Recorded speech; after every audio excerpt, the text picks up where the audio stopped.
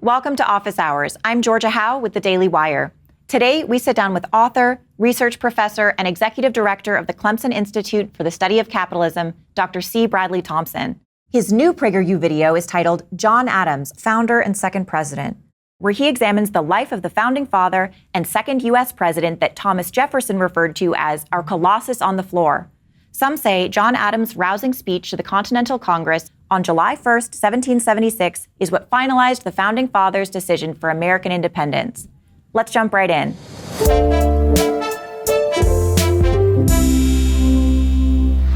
Brad, thank you so much for joining me. Great to be with you, Georgia. So my biggest reaction to your video after watching it was feeling like I've been underappreciating John Adams this whole time. In the video, you shared a really great quote. Let's take a look at that real quick. Fortune was never his aim. Creating a new, better, freer country than the world had ever known was all that he cared about. As one delegate to the Continental Congress said, "The man to whom the country is most indebted for the great measure of independence is Mr. John Adams." So what was John Adams' unique contribution to the American Revolution? I would say that if George Washington were the sword of the American Revolution and Thomas Jefferson the pen, I would say that John Adams was the engine of the American Revolution. No founding father was as important in conveying the ideas of the American Revolution as was John Adams. And I don't think any other revolutionary contributed as much politically to the American Revolution as did Adams. From the very beginning of the conflict between Great Britain and the American colonies, beginning in 1765, Adams threw himself into the Patriot cause. And he was America's leading revolutionary right up until the very end of the revolution. Nobody dedicated as much to the cause of the revolution, I think, than did John Adams. So were Adams' ideas completely new, or were they kind of a synthesis of pre-existing ideas? Well, they were both. They were partly a reflection of the political ideas of the English political philosopher John Locke, as applied to the situation of the imperial crisis during the 1760s and 1770s. But Adams also made, I think, unique contributions to revolutionary ideas. In his 1774 pamphlet, The Novenglis Letters, he laid out an entirely new revolutionary theory about the relationship between the American colonies and the mother country. And that theory completely reoriented the way that American patriots thought about their relationship with the mother country. So I know a lot of the American revolutionary ideas come from John Locke and some other thinkers, but they also come from theological arguments. So was he a religious man, or did he marry those two together, or what would you say contributed most? I'd say it was a combination, although it changed over time. So Adams was the son of Puritans. He was trained to go into the ministry, but during his years at Harvard, between 1751 and 1755, he was introduced to the ideas of the Enlightenment, particularly the ideas of Sir Isaac Newton's Principia Mathematica and John Locke's essay concerning human understanding. And with those new ideas, Adams rethought his relationship with his Calvinist roots. Adams did remain a churchgoer throughout his entire life. But I would say that Adams was in many ways very close to being a deist, although he had profound respect for the Calvinism of his forebears and of the American people at the time in which he lived. You mentioned that John Adams would sometimes fight bitterly with other founding fathers like Washington and Jefferson. What were some of the most consequential disputes between them? Well, he didn't have many disagreements, I think, with George Washington, but he certainly did with Thomas Jefferson. But those developments, that conflict really only developed in the late 1780s, when Adams was living in London, England, and Jefferson was living in Paris, France. And at the time, Jefferson was coming under the Svengali-like sway of French philosophers at that time. And Jefferson became a radical Democrat, whereas Adams was a believer in the idea of mixed and balanced government. That is to say, he believed that a just Republican government should combine the one, the few, and the many, by which I mean every government should have some kind of monarchical element. And in the case of the United States, it would be in the form of the president. It should have some kind of aristocratic element. And in the case of the United States, it was in the form of the Senate. And it should have a democratic element, which in the context of the United States was in the House of Representatives. So Adams, I think, had a much more sophisticated view of human nature and the way it should be institutionalized in government. That's interesting that you used the word aristocratic. So were senators historically supposed to come from a certain class of society? Is that the meaning of the term you mean?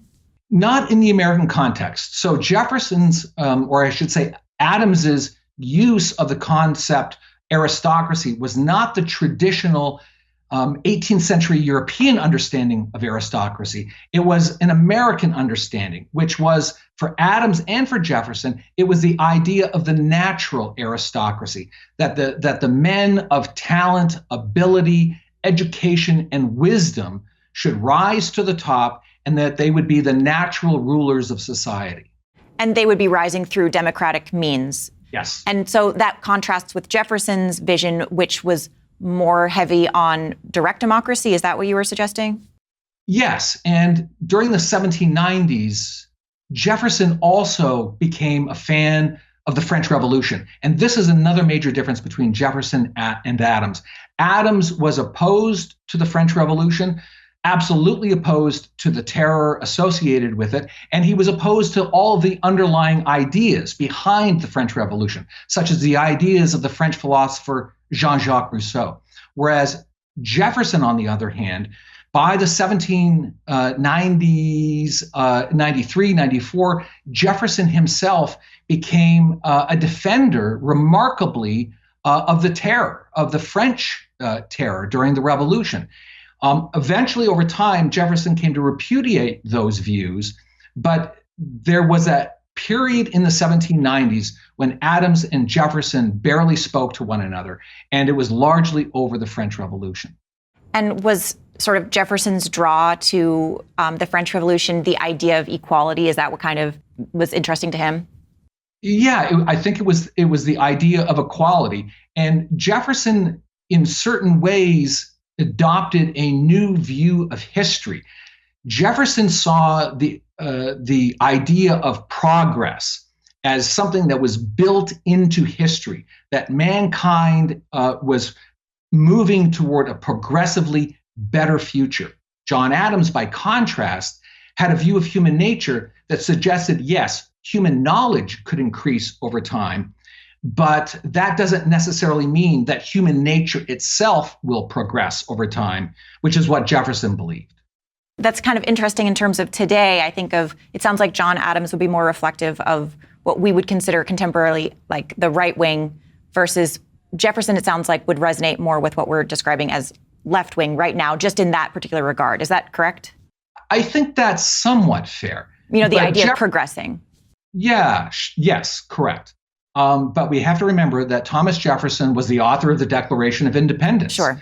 Jefferson was the author of the idea that we hold these truths to be self-evident, that all men are created equal, that they're endowed by their creator with certain unalienable rights, among which are the rights to life, liberty, and the pursuit of happiness. Jefferson believed in limited constitutional government.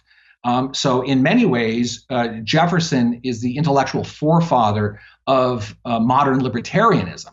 But Jefferson did have these other views that we can bracket off to the side, which I think were more democratic and potentially more troubling. So you recently published a book called America's Revolutionary Mind, A Moral History of the American Revolution and the Declaration that Defined It. So what did you mean by the American Revolutionary Mind? Well, what I was trying to do was trying to get a sense of how the majority of Americans thought in 1776 and how they transitioned their ideas from the 1760s up until 1776. So in my view, the American mind can be summed up in the principles of the Declaration of Independence. The Declaration lays out 4 self-evident truths, which can be summed up in one word each: equality, rights, consent, revolution. Those 4 concepts, I think, establish the core philosophic ideas of the American Revolution. And those were the ideas, with the exception of the Loyalists, of course, that all Americans bought into and fought a war over. Were those ideas that were kind of bubbling up sort of on a grassroots level, or was that something that thinkers like Jefferson and Adams were kind of spreading around to kind of sell people on? Well, what's remarkable, I think, about the American Revolution is that the most advanced revolutionary ideas summed up in the Declaration of Independence were held not only by people like Thomas Jefferson and John Adams, but those ideas percolated down and through American culture as a whole. And so you can find mechanics in New York City or Philadelphia, or farmers, uneducated hardscrabble farmers in Western Massachusetts, all of whom held the same ideas. They were all readers of John Locke's Second Treatise of Government, which really laid out the philosophic blueprint of the American Revolution. So do you feel like Americans collectively today are still characterized by some of these by the American revolutionary mind, or do you feel like we've kind of separated from that over time? That's a hard question.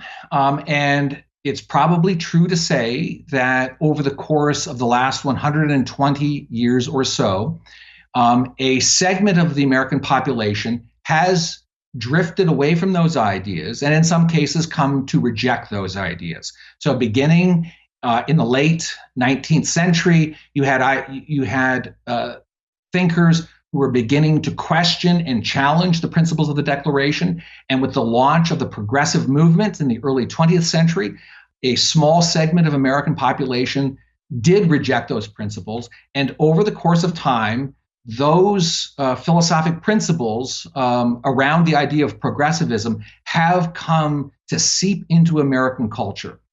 I would say, however, that in 2021, there is still a majority of Americans who do believe in the revolutionary principles of 1776. Although it's also true to say that never in American history have there been more people who have also opposed those ideas, and in very public ways. Do you have any predictions going forward about, it feels as though we're kind of bifurcating as a culture. Do you have any predictions going forward, kind of informed by your knowledge of history, about how we may progress as a country in that regard? Well, I'm a teacher of young men and women. As a college professor, I have to believe that the future of this country is hopeful and is bright. So yes, we are engaged in a battle of ideas at this time, but I do believe that in the end, long term, the truth will win out. It may not happen tomorrow, but the truth eventually will win. A lot of Daily Wire fans are also big fans of the Founding Fathers, but I think some of us would like to learn more. Do you have any recommendations for kind of fun and engaging books that people might be interested in?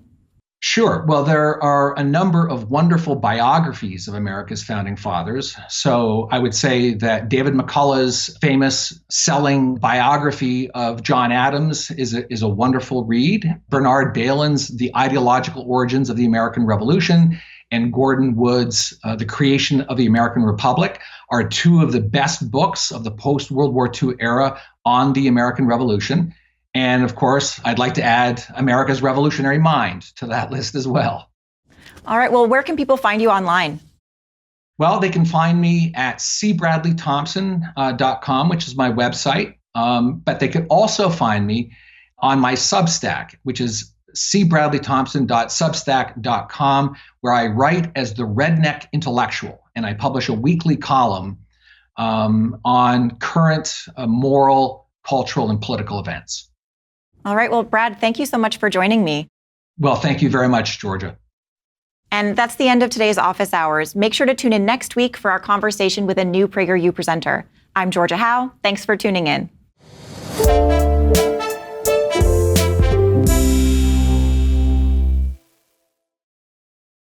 Thanks for watching this episode of Office Hours. If you'd like to watch more interviews with PragerU presenters, head over to dailywire.com/subscribe and become a member today.